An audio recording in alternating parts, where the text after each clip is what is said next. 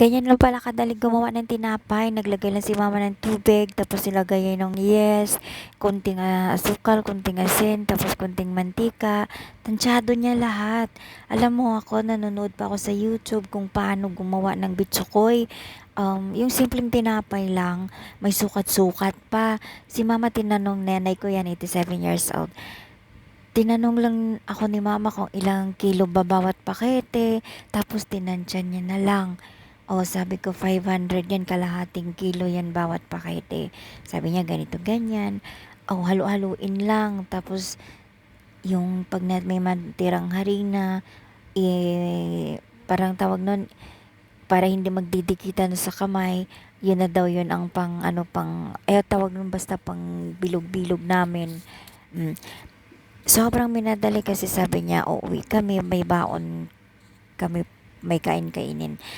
Alam mo yung nakahiga pa ako tapos bigla niyang naisip na gumawa ng tinapay. 2 oras na lang natitira. Alas 2 kami alis. Parang alas 12 ginawa yon.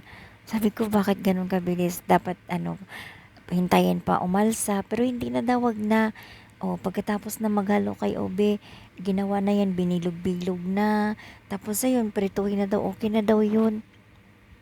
Kaya natutuwa ako sa nanay ko, sobrang na-appreciate ko yung, alam mo, yung dala-dala ko yung harina, tapos bigla niyang naisip na babaunin namin yung dala ko, kami din kumain.